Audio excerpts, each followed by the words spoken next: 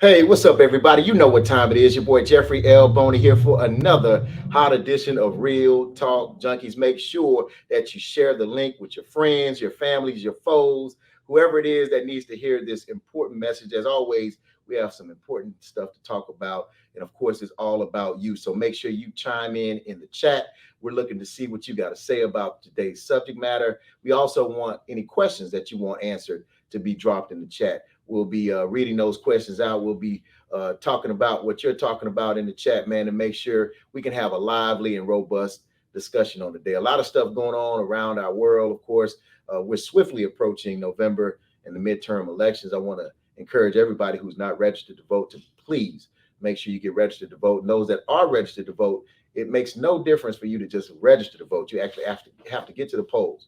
So whatever you got to do by any means necessary. They have early voting, they have election day, they have mail-in ballot voting. There's all kind of ways that you can vote, but make sure whatever you do, you cast your vote. And I want to encourage everybody, of course, pick up the book. It's hot, it's on fire. Don't argue with me, a no-nonsense approach to issues in the Black community. I want you to pick that up today, jeffreylboney.com. And of course, again, that's jeffreylboney.com. And of course, check out the Forward Times Facebook page as well as our website, forwardtimes.com, to check out our latest news. Of course, this show is always powered by Black and Forward. I want to encourage y'all to also get out there, man, and get engaged and get involved in your community, man. Some of our young people need your assistance. They need your help. Some of these individuals, man, are going wayward and they need guidance. They need mentorship and they need you. And so some of you that may have stepped on landmines before, that have gone through some things, that have a little experience, man, take one of our young people by the hand, man, and let's lead them and guide them in the right way into our future. If we don't, man, we have a very, very bleak future. We're going to talk about something that's very important today. Of course, many of you know I have a plethora of experience in the financial services arena, having been senior vice president, business banking, small business banking at Washington Mutual, and being involved in the banking industry for years, and knowing the importance of finance. And so many times especially when we look at today's climate, we see that the wealth gap between African Americans and just say whites are tripling, more than tripling. And of course, Asians and Hispanics, they're also widening the gap as it relates to wealth in this country. Well, one way to build wealth, of course, is home ownership. But another way, man, is, of course, you can invest. There's a lot of other ways you can do so, but we got to have our money right, right? We got to make sure our finances are in order. Many of us are living paycheck to paycheck. We have a job, which stands for just over broke. And so many times we're just trying to make ends meet. And there's nothing wrong with that. But there are ways, man, that especially in the midst of inflation that's going on today, man, that we have to be able to maneuver. We have to be able to survive. And some people, man, believe it or not, are not able to do that on a day-to-day basis. They need assistance. They need help. And there's not many ways in which, especially from a consumer standpoint, we get that type of help. But here today to talk about ways in which we could get some of the assistance that we need to try to shoulder the load and try to bridge the gap between not having and having the things that we need is none other than the founder and CEO of the UPI Loan Fund, Mr. Frank Crump, and someone who works in partnership with him, Mr. Hamza Reed. Come on in, gentlemen. Welcome to Real Talk Junkies. Let's give it up, y'all. Let's give it up. Come on. Let's go. Real Talk Junkies, baby. Yeah. Thank you for coming. All right. So y'all heard some of the things that I talked about today. Well, first of all, welcome. I know you flew in from Phoenix to be on the show, and Hamza, you flew in from Webster. Yes. Up the street. Yeah, exactly. But no, man, as you heard what I talked about, there's a lot going on. Inflation is on the rise. People are kind of living paycheck to paycheck in many cases, if they even have a job. They're unable to maintain their status, their quality of life, and it's a challenge for many people. And you started a loan fund. Now, I found this interesting, and I really wanted to have you on the show because this is not your traditional loan fund. When I think of loan funds, and I'm a former banker, and I used to serve on the board of the People Fund, which is a micro lending institution, but we focus on small businesses. This is the opposite of that, not focusing on small businesses or corporations, but people. Yes. Talk about it. Well, as you say, a lot of entities that are out there do focus on the business side, and obviously because there's more to earn and more to gain from investing in businesses as a whole. But from my perspective, and I've been an entrepreneur since I was 20, Hmm. so So about 10 years ago. about 10 years ago. Yeah. And but I've always, as an entrepreneur and as a businessman, always was concerned about the little people, if you will, as we used to say in the neighborhood. Uh, I grew up in the inner city in New Haven, Connecticut. I can recall a time in the wintertime that my father didn't have the $100 to get the oil we needed. Mm. $100 now, and he Hmm. would have to go and borrow $5 here, $10 there. It's those people, in my mind, that are always left alone, forgotten about. And so, yes, our main concern with the UPI Loan Fund is to provide interest-free loans in some cases, as well as low-cost loans, so that people don't have to necessarily go to the payday and the title loans that are out there, paying 300 and 400% interest and fees. So yes, we focus on the common person. We've actually started in Phoenix, Arizona, about 3 years ago. We've expanded with Hamza's group here in Webster, Texas, the Multicultural Center, and he'll talk more about that. But we've also partnered with another group in Connecticut. My aim with the UPI Loan Fund is to expand and be throughout the United States, giving all of our people, and particularly with our group, 60% of our money goes to African Americans. Mm. So we are definitely looking to make the change that we've talked about, that my parents talked about, our ancestors talked about.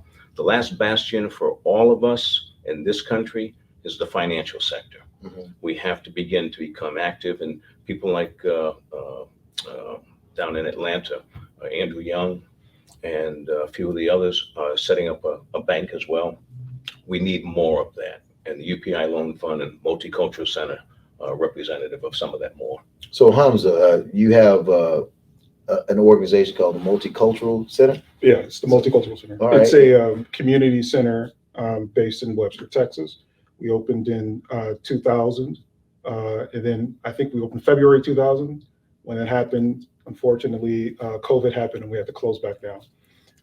But what it is that it's a community center uh, that helps grassroots for all of the community or all of the people in the community.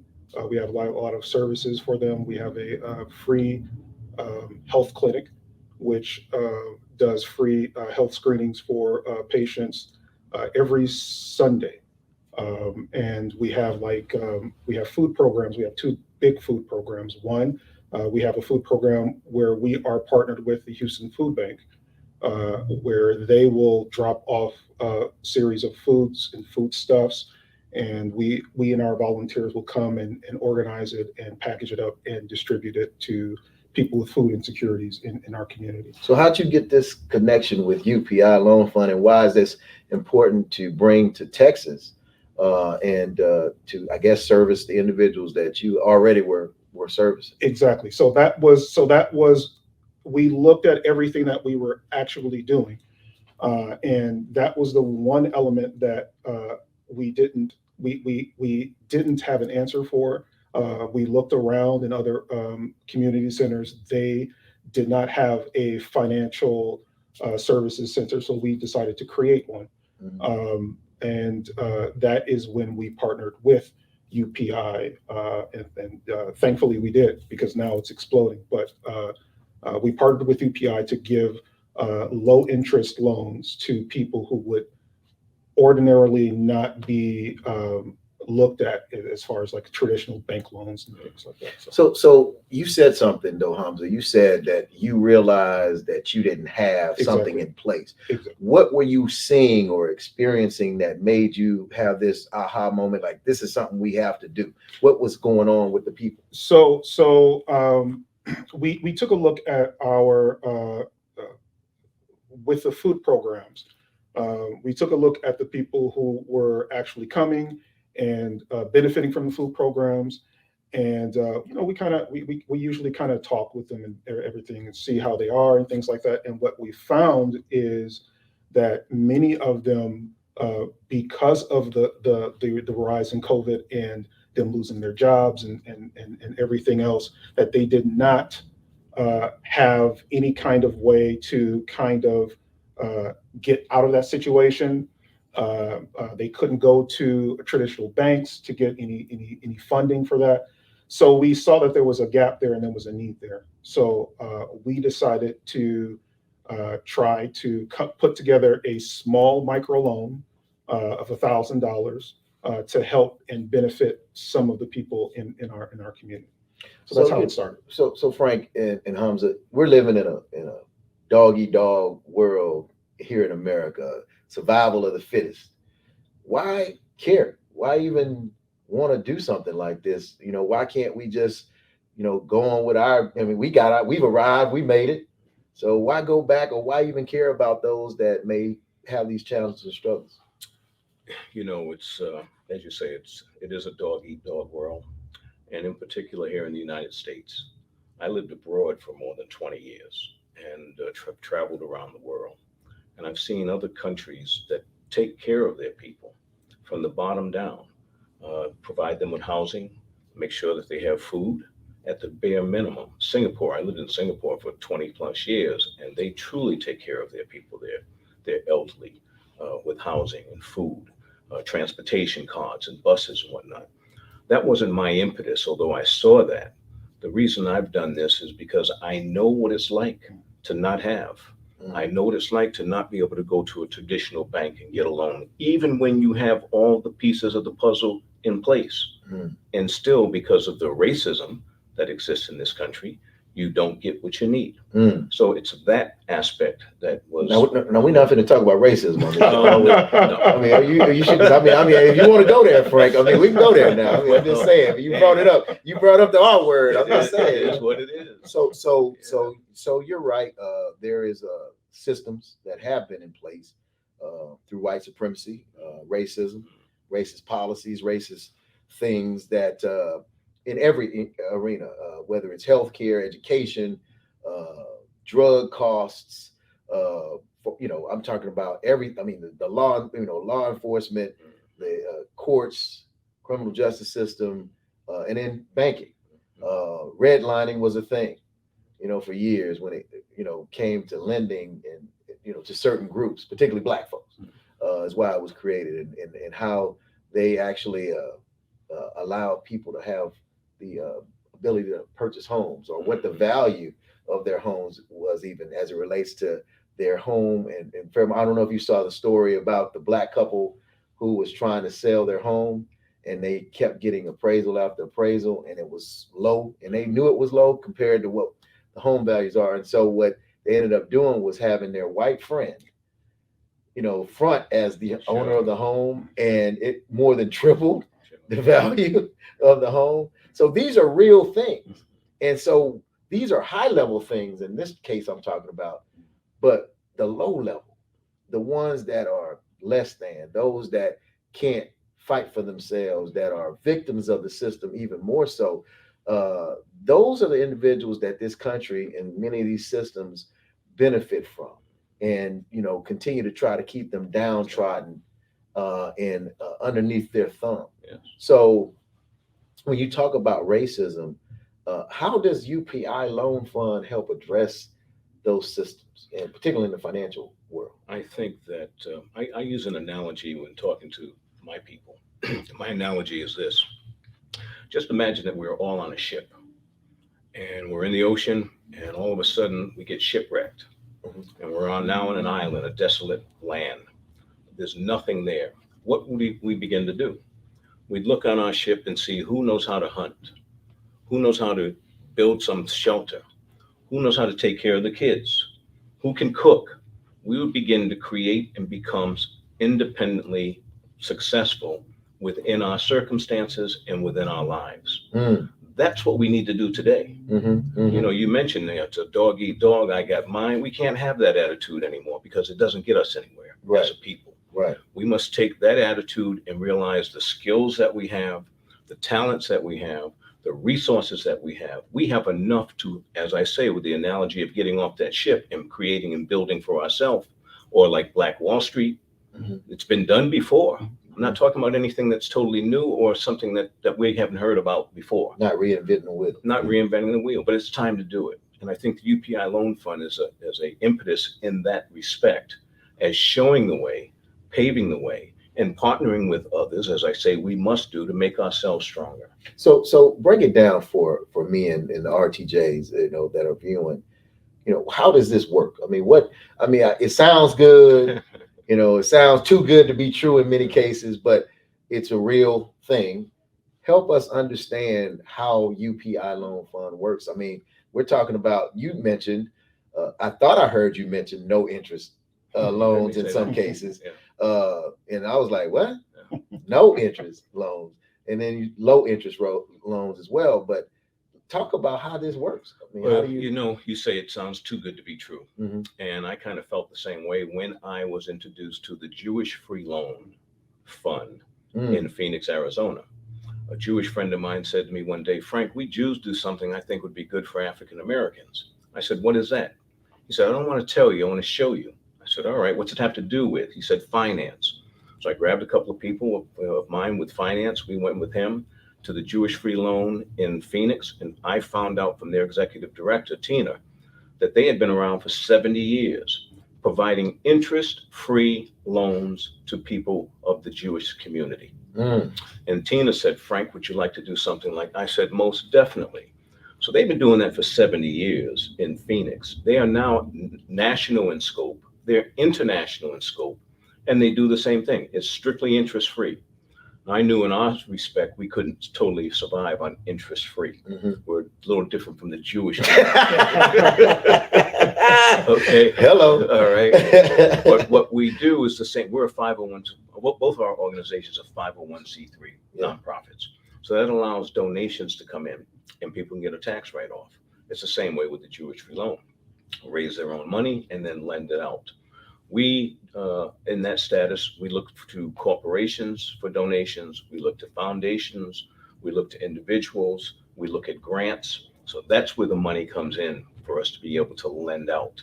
And that allows us then, because we're a 501c3, to make low interest loans, and in certain cases, interest free even, so that we can truly help the mother that's out there, or the family that's in need, or the grandmother that needs something. Our loans go the entire gamut in terms of what's what. And we're not like the bank in that we're going to look and say, well, what's your credit score?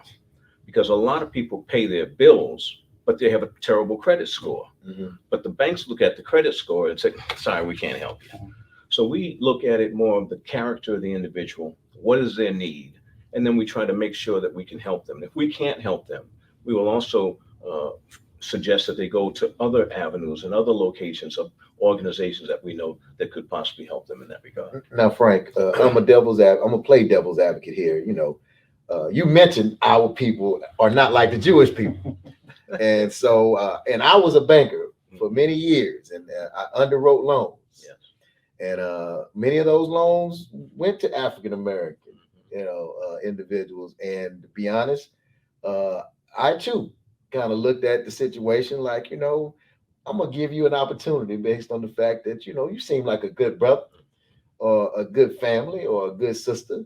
So let me bless you, and give you this opportunity. And had a significant number of defaults on those loans initially. So I guess my question to you is, why would you want to give money to individuals not looking at credit score and just focusing on the character of the person? And what has been your success rate in doing that? Well, we do actually look at the credit score. Okay. But we look at it primarily, as I say, to see if they're paying their bills Gotcha. on time. Gotcha. That's the main thing there. The other thing is they must have a way and a means to pay us back. Gotcha. So we're not out here to just be philanthropic. Because that's exactly what you is. But we are very philanthropic. Yes, indeed. Yes, approach. indeed. Yes, indeed. To date, we've been doing this for 3 years now.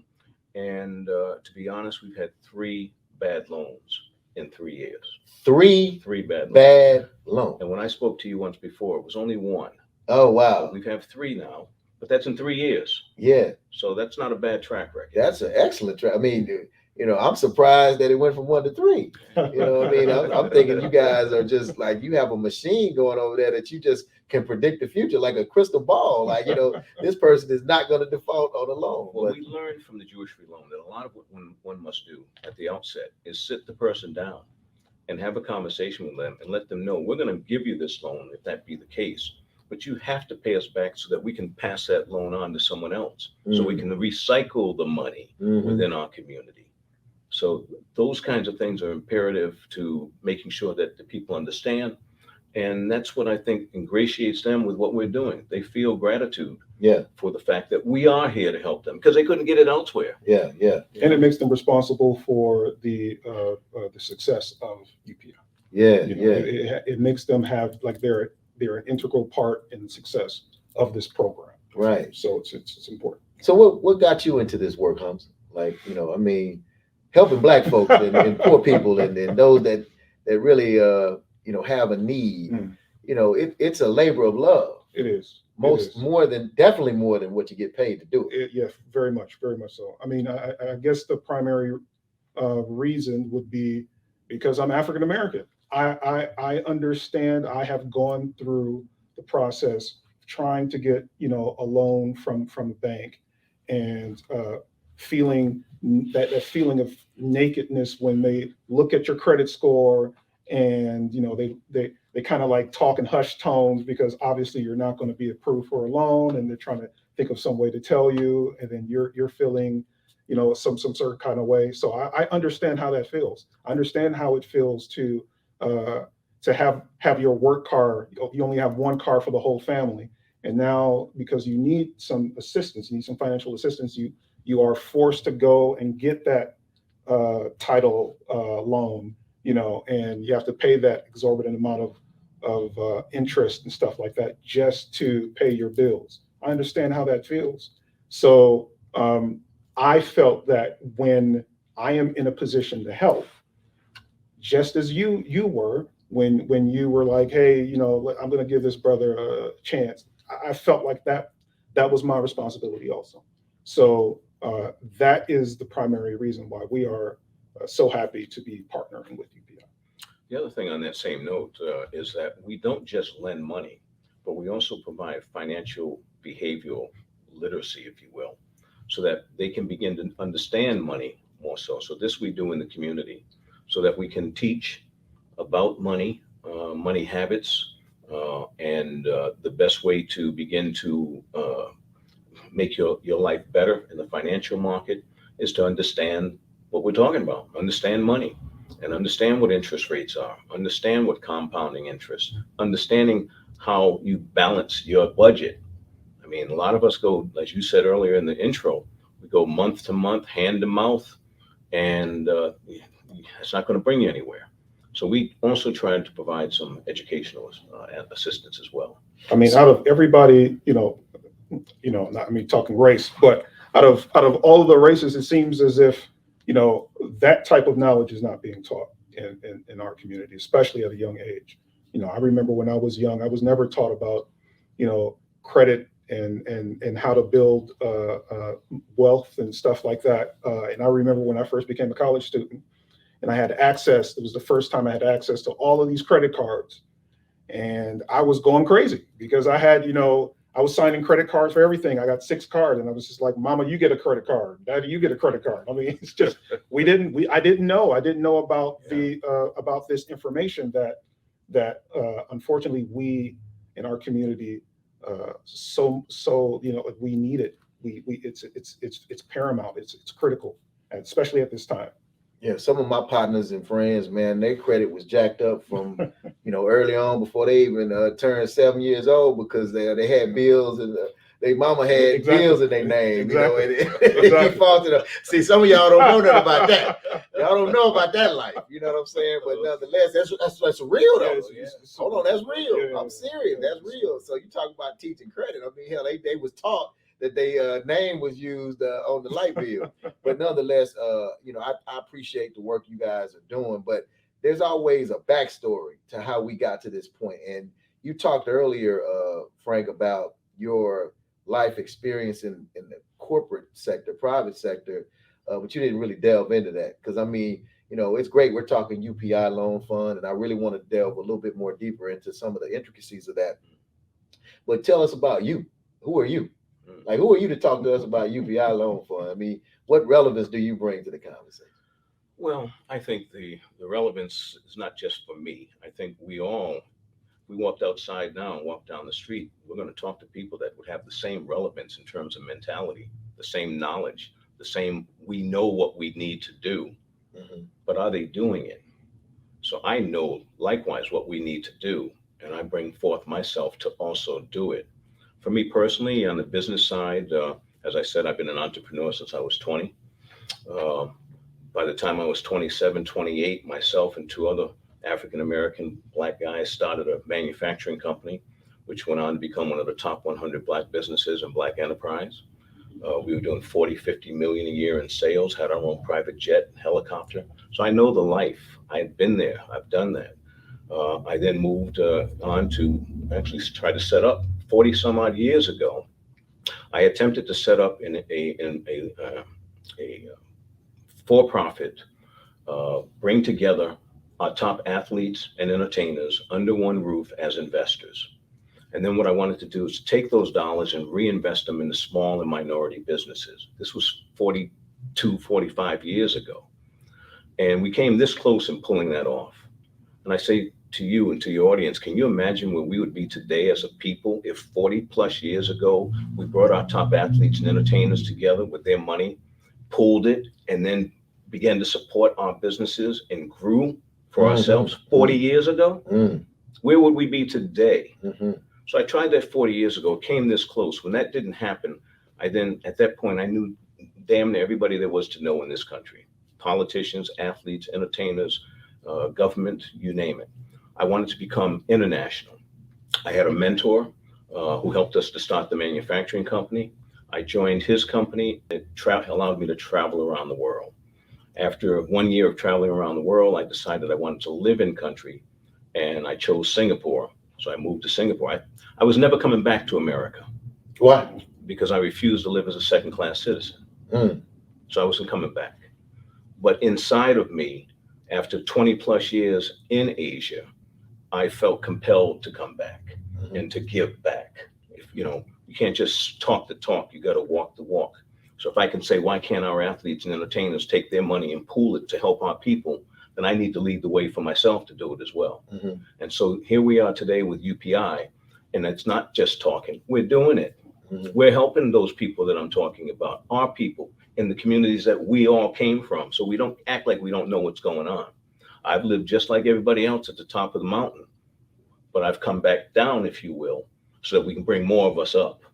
And I need those others that are at the top of the mountain to realize this. And for those that are real about doing something in their lifetime that can be a major change for us and our people and our future and kids, they need to come and join what we're doing. Because the financial sector is the most important one of them all. They kept us out of sports. We got into sports, become the best in sports. They kept us out of entertainment. They kept us from being able to read and write. And I say they, I'm not talking white people. I'm talking the system, the American system. Which was began by white people. But anyway, I'll say it. Go ahead. I'm just saying. But you ain't got it. Well, I'm just saying. Who else started this system? Who brought us over here? It wasn't Hispanics. It wasn't Asians. Let's be real about it. This is a European, white supremacist system that was created. We were created as subservient individuals. We were 3/5 of a person in the Constitution of the United States of America, and we were brought over here and deemed property, chattel slavery. So let's call a spade now. Come on now. I'll say it. You ain't got to say it, Frank. Let me your show, man. You're my guest. And you have the liberty to say what it is that you need to say. And if you don't want to say white folks, I'm gonna say it. It's everything you said. Let you clarify. Yeah, exactly. But I want to go back to something you said though, Frank.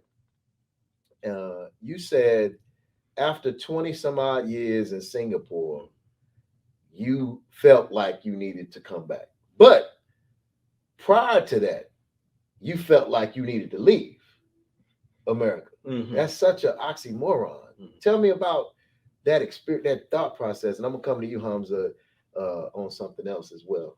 Well, the fact that I had to leave was for pretty much all the things you just described: the racism in this country, the keeping the thumb down on you. I remember my father when he was in the Navy. He had told me years later, as I'm growing up with him, that he said, Frank, I've been all around the world when I was in the Navy. And in every place I've been, with the exception of this country, I'm treated as a man. I heard that when I was 8, 9, 10 years old.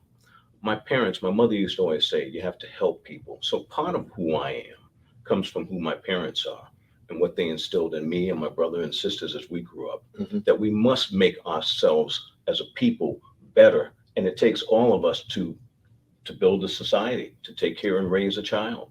If we're going to take an interest in who we are and what we are, then let's be best at it. We prove that we get best. Any door that we open, any door we kick through, we become the best at. Let's do the same in the financial sector, because that's where we're held back the most. That's the last bastion in this racist society that we live in that they would like to hold on to. But imagine if we can kick that door open a little bit and begin to spread. And then what can we do with our own money? We're not looking for XYZ bank to give us a loan. We make our own loans. That's what we're doing now. I don't need them. All right. So there you have it. And Hamza, I mean, in listening to what we're talking about here, we have become so dependent on those that don't look like us. But as you talked about historically, we have fought to, actually we were forced to depend on ourselves, support ourselves, buy from ourselves, live amongst ourselves. Black Wall Street, Rosewood, you have various communities across the United States, even here in Texas, that are examples, beacons of light, and have shown us how to do it. And you have other groups such as the Nation of Islam, you had the Black Panther Party, who were always vilified for the things that, like the free lunch program, free and reduced lunch program that we have today in public schools, was started by the Black Panther Party. They took that from them and have never properly given them the full credit for that, and the medical program and the health care program and all the various things to try to focus on self-sufficiency. And they try to make them out to be villains, right? Same with the Nation of Islam and some of the things that Elijah Muhammad, was trying to teach to everyone as a people. And they tried to make it all, a religious thing, or, that they're villainous. And it seems like every time there's a person, whether you're Dr. King or whether you're Malcolm X, whether you're Marcus Garvey or whoever you are, they try to vilify us and make us as a person or as an organization out to be the bad guy or something wrong with it. And so my question to you, Hamza, is how do we adjust, deal with it, and change the mindset of our people who have bought it, many of which have bought into those narratives? Man, that's it's a hell of a question. One thing we can do is just step by step.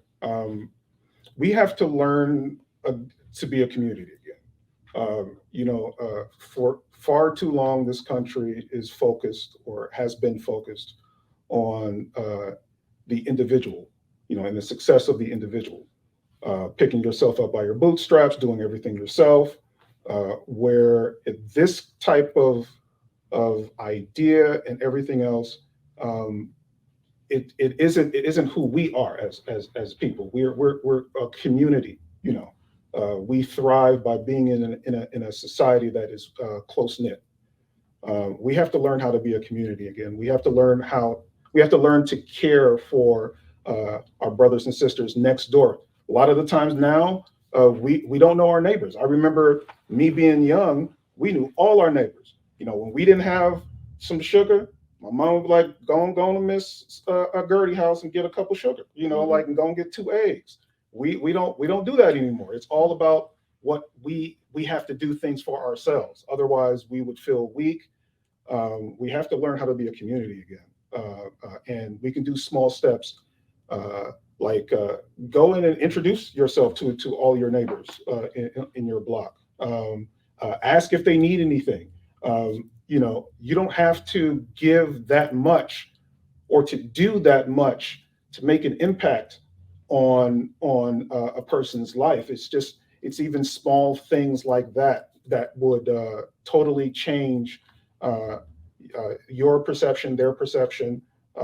And so I feel that the focus should be not on the individual, not on what you personally can do for yourself, but what you can do for your community. Frank, Colin Kaepernick took a knee and wanted to raise awareness about police brutality in this country amongst blacks, particularly unarmed blacks, the killings, and also not just that, but racism in this country at every level, including the financial sector. He was a top quarterback, had just went to the Super Bowl as the starting quarterback for the 49ers, and abruptly just said, I'm going to take a knee. He didn't announce it. He didn't send out a press release. He did not let his teammates know or the coaches or the administration know. He just did it. And when he did it, he was asked why he did it. And he was very consistent with his message as to why he was doing it each time, to bring awareness to the racism, white supremacy in this country, and to get justice for black people, particularly as it relates to police brutality and the killing of unarmed black people. Very consistent in his message. And the narrative was spun. You're anti-flag, anti-government, anti-military. And that's what many people took and ran with. And so his message was lost because of the false narrative. Fast forward to George Floyd, my high school classmate, Jack Yates High School, had a knee placed on his neck for over 9 minutes. And it was that knee on his neck and people seeing it during COVID on TV, you can't ignore it, that caused people to now all of a sudden have this epiphany that something is wrong. Well, black people have been right the whole time. There is police brutality and there is a problem with the situation. I'm asking you this question, both of you, because you have a noble effort that you're doing. And many times with noble efforts, noble gestures, there's a false narrative that gets spun. I don't know if that's happened with you all as of yet, but as we, and I say we because I'm supportive of your efforts, as we grow this effort and this movement to try to eradicate poverty, to address the wealth gap and disparities in our communities, people don't like that because you're helping those that need the help that look like us. How do we address not having what happened to Colin Kaepernick happen to UPI? Well, I'd be crazy if I didn't think that the narrative of what we're doing is not going to be spun at some point in time.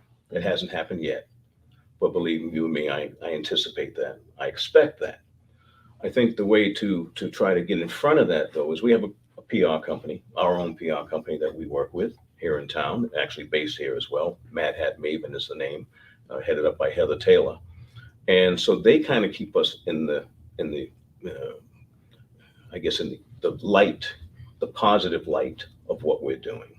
So for someone to come in and try to capitalize on twisting the narrative on us, there's not a whole lot there for them to take or to deal with in that regard.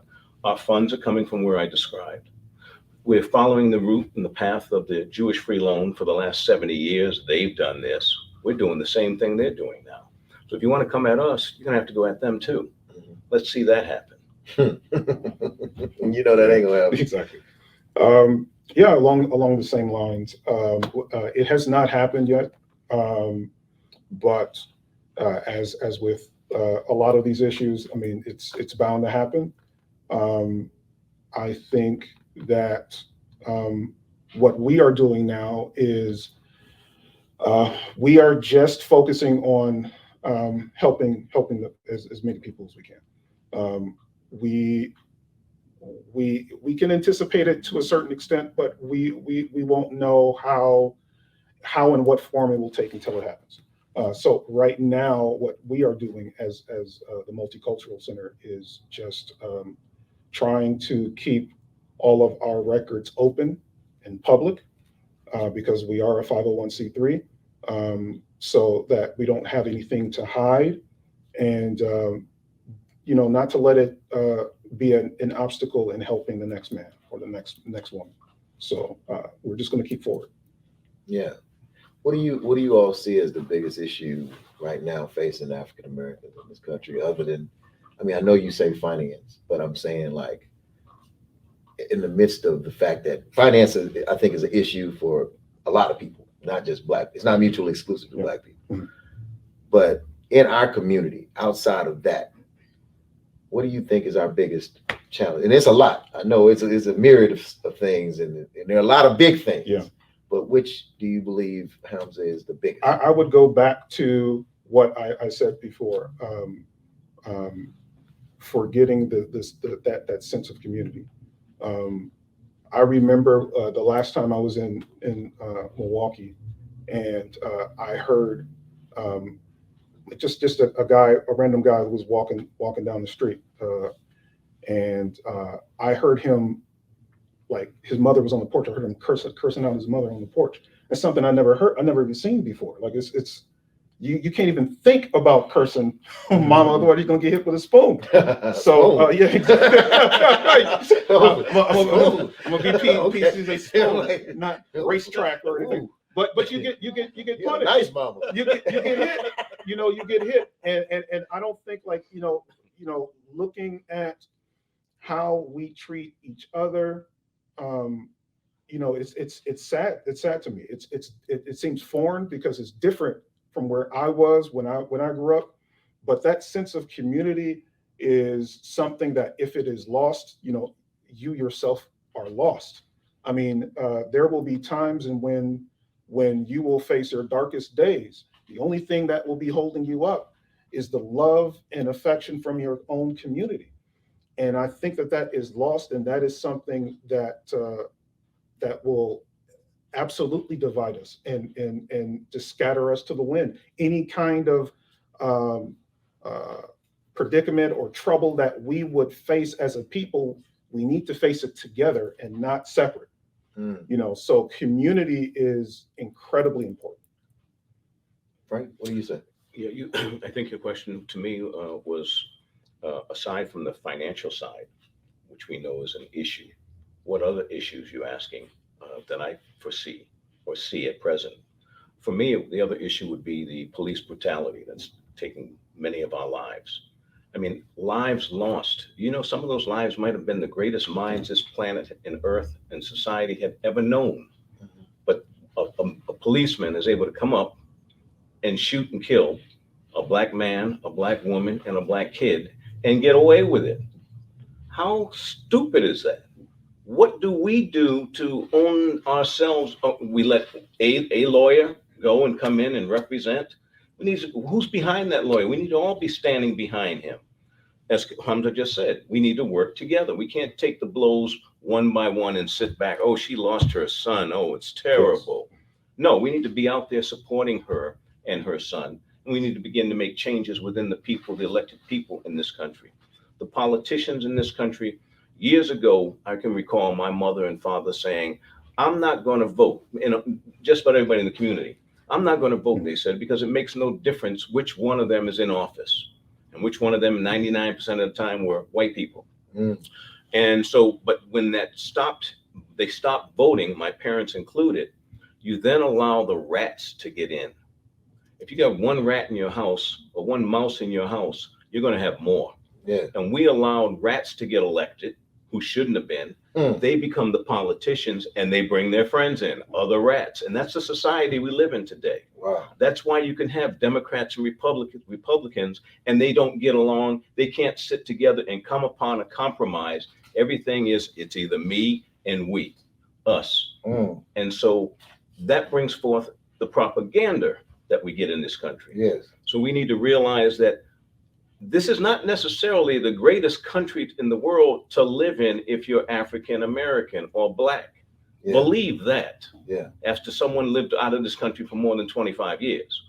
This is not necessarily, this is the strongest country militarily in the world. That I'll give them. But they give us all the propaganda, so we all think we're living in the best place in the world. And I'm telling you, you ain't necessarily in the best place in the world. Mm-hmm. So take notice of where you are. Teach your kids properly so they know where they're living. Mm-hmm. Don't sugarcoat it. Watch the news and watch it with a third eye. Because everything you see in here, as you were saying earlier, where they took Kaepernick and turned his stuff around, what you're watching on the news is turned around many times. Who controls the news? Not us. Who controls the police? Not us. Who controls the banking system? Not us. There you go. So us is the ones that are going to make it their story. And you know what? To basically bring together what you said, Hamza, and what you're saying, Frank, you know, it is a community issue. And we do have to get back to the basics of what got us here. But again, I want to reiterate, you know, we're not living in an integrated society, right? We're a desegregated society, but we're still segregated when it comes to systems. But as far as on paper, we're desegregated because they're saying, oh yeah, you can live where we live, you can shop where we shop, you can bank where we bank, you can do what we do, but can you really? And who has the power and the control over all these industries? The music business, the entertainment business, Hollywood, healthcare, education. Who's calling the shots? Who's pulling the strings? You know what I'm saying? And going back to the community thing, you know, it takes having our own. And we have to support our own. Not that you can't work with anybody else and do things with other people and other races. That's not what I'm saying, because it kills me how we try to push so much that we're the only ones that are focused on inclusionary folk, you know, having an inclusionary focus. You know, I'm not of the belief that people are leading the charge that, man, we really want Black people to have what we have. Because think about it, in order for those that don't have something that you have to have it, you got to give it up, or you got to give up some of it. Who wants to give up the power? Who wants to give up the resources, the assets, the money? And so I think that we're one of the only few people, if not the only people in this country, that don't have a strong sense of who they really are as a people, self-identity wise. We've adopted other people's cultures and identity. And number two, the only ones that want to focus on kumbaya with everybody else who don't want to kumbaya with us. When we have an issue with police brutality, what other cultural groups are out there raising the flag? Not saying that there aren't any that aren't with us. I'm talking about collectively. So when it comes to the financial aspect of where we're lacking, the wealth gap is increasing because what? Everybody else culturally is focusing on their own. Well, you mentioned, Jeff, that if you're white and you have white privilege, odds are you're not going to want to give up what you have. Right. And I want to try to give it to some of the Blacks so that they can have half of what we got. So on that note, I say, let them keep what they have. Let's create for ourselves, create our own, a system within a system. What's wrong with that? Nothing. Okay, they will keep what they have. We create our own, but that means us coming together. It means us having plans. It means us creating our own institutions and doing it with a positive mindset, something for the long term, not the short term, so that we bring together our minds. As I said earlier, we bring together our resources. We bring together those that can plan. We bring together, so we have all the people on the ship. Yeah. We just need to say, okay, who can do that? And take it and bring it. And you don't need 1 billion people to do this. Yeah, a remnant. You need a remnant. Yes, we need a handful can make the change. One person can make a change. But if we come together as a handful, what can we really do then? We can create our own.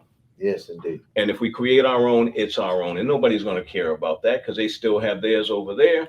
We have our own. But I disagree with that. I do believe they're going to care about it. Just like they cared about Black Wall Street, and the reason why they destroyed Black Wall Street, because Black Wall Street and black people were doing so much better than those in the surrounding area in the periphery, to the point that, man, how can we, they had their own bus line and schools and hospitals and hotels and businesses, and they were thriving, and entertainment venues. They were balling, as they say. They was balling out of control. And the white folks looking over here like, wait a minute, hold on, man. We can't let that happen. So instead of trying to emulate or figure out how they could duplicate what we were doing, they said, man, we just want to destroy it.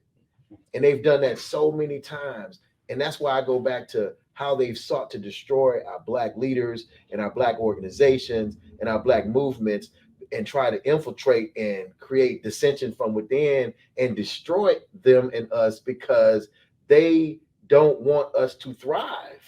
They don't want us to win. So yes, I am totally with you. It just takes a remnant. We do need to be together and in one accord and build it. But we do have to always be cognizant of those outside, because they're always seeking to kill, steal, and destroy. And as you say, cognizant of it is important. Yeah. But you said, yeah, I'll say this. There was a time they didn't want us to learn to read and write. Right. We overcame that. Because they knew if we did. We overcame that. Yeah. There was a time, as I said earlier, they didn't want us playing Major League Baseball. Yeah. They didn't want us playing in the NFL. They didn't want us to go to college. They didn't want to, all these didn't want to, but as I say, once we put our foot in the door and that crack is there and we get in, those things have all changed. Mm-hmm. And with watching the most recent things, as you said earlier as well, in terms of our people being with a knee on the neck, and it was everybody saw it around the world, people's minds are changing as well in this country. Not everybody is still living in the 1920s and 1930s and the back there. Those are different times. They had the ability, not one person that burnt down anything in Wall Street in Tulsa, Oklahoma, not one white person has paid to this day for that. Not one. Nope. But that was the time they lived in. Yeah. Today is a different time, in my opinion. And I'm on a more positive note. And I'm on the note that we can work. There are people out here who are white, who would love to work, and they've got money, who will donate to what, who will bring their resources, who, the people that have helped me the most in my life, I wouldn't have been over any white man. We wouldn't have started a manufacturing company that became one of the top 100 in black enterprise if it wasn't for a white man. So there are white people out here who will help. Right, absolutely. There are Spanish people out here who will help. There's all national. It ain't about color. Yeah. That's an American thing. It's that's American. the racism. That's the color. That's what, let that stay where it is. And that's what we're talking about. America. We are living in America. Everybody can't do like Marcus Garvey tried to encourage us to do and move back to Africa or move elsewhere.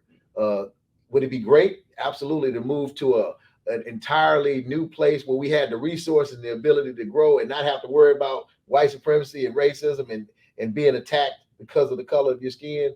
But the reality is, and which is why you have UPI Loan Fund, is because there are people that just don't have the means to do the things that they need to do to escape this reality that we're living in America. But you're 100% right, Frank, that we can work with other people, we can. but we have to focus on us. Exactly. We got to focus on us, because I'm going to read something. I'm an editor of the Forward Times newspaper, and I wrote a recent article about a young man named Roderick Brooks. I don't know if you heard the story of him, but it was on our front page a few weeks back. I read that article. He actually was indigent and didn't have a lot of money, and he had mental illness, and he had been known for going into various stores and taking things that he needed, toiletries, etc. This particular day, he went into Family Dollar and stole $1 worth of shampoo, and was running out after being caught, and the police were called, and you had this white officer patrolling a black neighborhood all by himself as a sergeant, who responded to the call, chased the man down, tasered him, and ended up shooting him with a kill shot in the back of his head.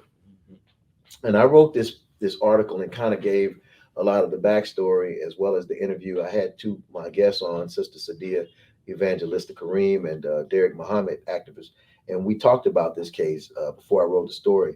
But this white gentleman on Twitter, Pursuit9, responded to me in my article saying that was a garbage, deceitful, race baiting article you wrote on the Forward Times. You should encourage blacks to stop stealing instead of lying that he was killed because of shampoo. So the reality is, and he went on to say other things on Twitter about the article and about me. So he responds to race baiting by saying a racist thing. Right. But my point, though, is he didn't see it. He saw it through his lens as a white male, privileged male in this country who didn't understand that this man was trying to survive. Was he wrong? Absolutely. He stole. I mean, but did he deserve to have a kill shot in the back of his head for a damn dollar worth of shampoo? Was his life, and that's the question per the article, was a dollar worth of shampoo greater than a black man's life? Was a dollar worth of shampoo greater than a black man's life? And you look at all of the things that we talked about, and we could just talk about the high profile stories, the Trayvon Martins and the Freddie Grays and George Floyd, the $20 alleged $20 counterfeit bill. Tamir Rice playing with a shotgun, or not a shotgun, but a toy gun in the park. I mean, it's so many hands up, don't shoot, situations. And those are just the ones we know about per the media. But there's so many other stories. But I want to go back as I close to the importance of the finance aspect. He didn't have a dollar to buy shampoo. So he felt that because he didn't have the resources, he had to take what he needed to survive or to just freshen himself up, to clean himself. And that is a sad reality that we are living in this country. Tell people how they can find out more about UPI Loan Fund that may be struggling just like Roderick Brooks and many others like him. Well, UPI Loan Fund, they could actually go on the website. Our website is UPI Loan Fund. That's FUND.US, all one word. Repeat that one more. UPI Loan Fund, FUND.US. So if somebody needs some help right now, Hamza, what would you encourage them? How can you encourage them to reach out? So if you guys want to take fill out an application for our UPI and MCC's microloan, you can go to multiculturalcenter.net, and then on the site it should be financial services center loan. You click that and then you fill out the application for that. So anyone who may be viewing this or may have some folks that they know can go to, what is that website? Multiculturalcenter.net.